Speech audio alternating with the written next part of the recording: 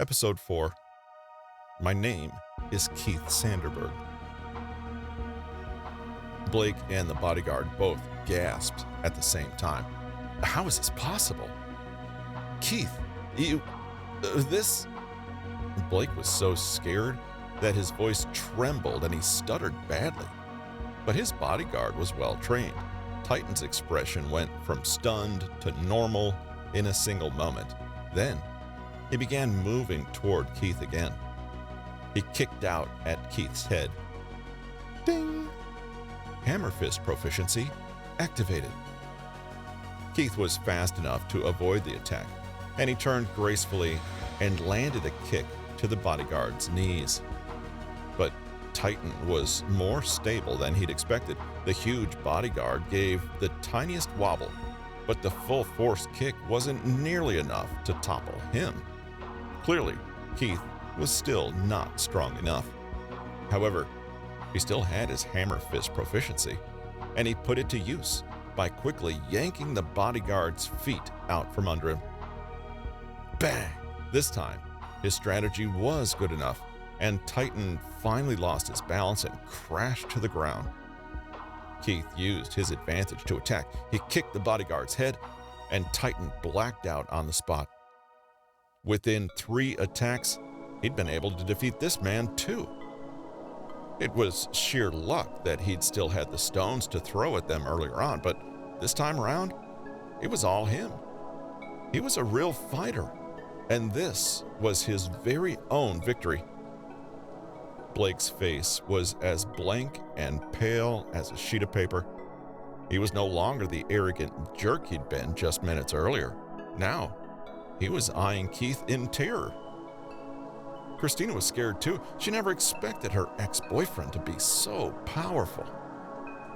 By this time, the show had attracted a crowd of passers-by.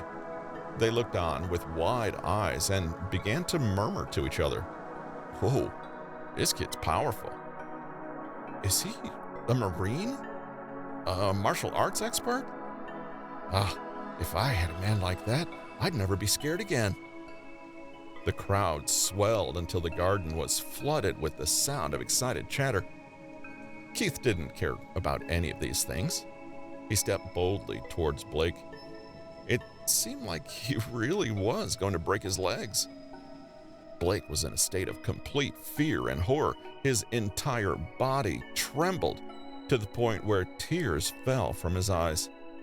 He stared at Keith and shook his head as he pleaded, No, don't come any closer. But Keith was no longer in his right mind. His anger had taken over his rationality, and he didn't care about anything but revenge. He walked towards the trembling man and looked down at him. Slowly, he crouched down and raised his fist. This is my revenge. I'm going to crush you.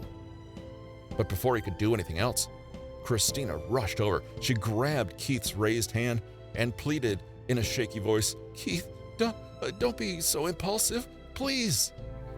Keith looked at her and suddenly came back to himself. If he hurt Blake any further, he could be convicted of deliberately harming him. And even if that didn't happen, he could still incur the wrath of the Carrington group. And that was a sure way to put a target on his own back. After all, he had no power or influence. He hardly even had any money. There was no way he could win against someone like Blake, who had such a strong background. He looked at Christina, and his expression softened. He said indifferently, You're right. Oh, thank God. But before Christina could actually breathe a sigh of relief, she heard the second half of Keith's sentence, and it shook her to her core. But I'm Keith Sanderberg, and I'm utterly ruthless. With that, he punched Blake mercilessly in the face. Crack! The crowd heard the sound of Blake's nose breaking, followed by his ear-splitting scream.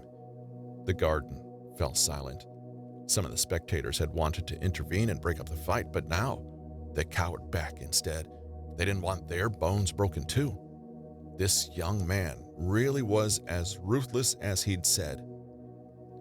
Ding! You crushed Blake's desire to mock you. Attribute point, +1. Ding!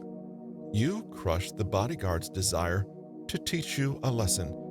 Attribute point, +1. Ding! You crushed Blake's desire to not have his nose broken. Attribute point, +1. Ding! You've satisfied the interest of the people around you watching the show. Wish value, +1. Ding! You've neutralized the desire of the people around you to persuade you to stop fighting. Attribute point, +1. Total free attribute points, 4. Total wish value, 3 of 10. The system notifications continued ringing in Keith's mind as Blake wailed helplessly on the ground. Keith looked down at him with disdain and sneered. "Who's finished now, huh?" But Blake didn't answer. Other than the sound of him groaning in pain, the scene was deathly silent. Keith turned to look at Christina, whose face had drained of all color. He snorted and turned to leave, but suddenly, a woman in a police uniform emerged from the crowd. The newcomer looked to be in her mid-20s.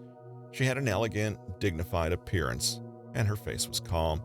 Even in her police uniform, she was breathtakingly beautiful. She walked over slowly, and her eyes traveled to the man on the ground. She frowned and looked back up at Keith. "Keith, what's going on here?" She was the sergeant in the team Keith worked in, and thus his immediate superior. Her name was Quinn Taylor. She was famous for being one of the best and strictest officers on the force. She held her team to the highest standards, and herself even more so. Keith was stunned for a moment when he saw her, but he quickly regained his composure and dropped his cold demeanor. He chuckled lightly as he said to her, "Sergeant Taylor, what are you doing here?" "I was just dealing with the dispute." "Dispute?" Quinn frowned and furrowed her eyebrows slightly.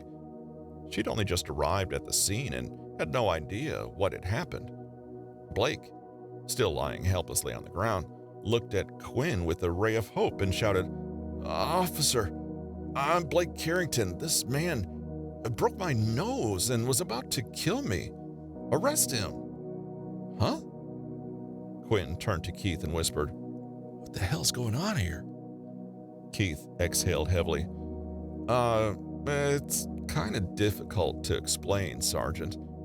We should probably get him to a doctor first." Quinn nodded and looked over to the edge of the crowd.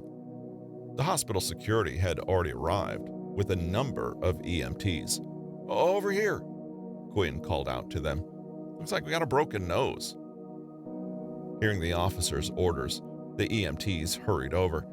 As they loaded Blake onto a stretcher, he wailed at Quinn, "My father's taxes pay your wages, officer. You better have an explanation for this." Quinn gave Blake a sharp look and said, "Mr. Carrington, it's the duty of every citizen to pay taxes. My department is here to serve the people, not your father's company. Why should I owe you any kind of explanation? Furthermore," she went on, "right now I'm off duty, so if you want to take this any further, you'll need to call the station." There was a cold righteousness in her words that left no room for judgment. Blake was utterly humiliated, and his expression turned resentful. He glared at Quinn in anger before turning back to Keith. "Just you wait, Sanderberg," he hollered. "I'll sue you till you're bankrupt and have you sent down for life." Keith smirked quietly as he said, "The summer really is full of so many noisy bugs. So annoying. Next time a mosquito dares to buzz in my ear, I'll have no choice but to silence it for good." Keith's voice slowly became cold again and his eyes bore sharply into Blake. Blake's broken nose throbbed unbearably, and he shuddered. He was overwhelmed with emotions, pain, fear, and humiliation, until he became so angry that he fainted. Christina wiped the tears from her eyes and looked at Keith. Then she hurried away after Blake. The show was finally over. Most of the crowd was afraid of Keith, and they glanced at him one last time before going their separate ways. Quinn looked at him in concern and asked, "Keith, is your head all right?" Keith laughed and replied with a smile, "Thank you for your concern, Sergeant. I'm fine." "Okay, that's good to hear. Come on, let's take a walk." The moon was shining brightly in the sky as Quinn walked with Keith through the hospital garden. She frowned at him and asked, "What happened just now? You broke Blake Carrington's nose?"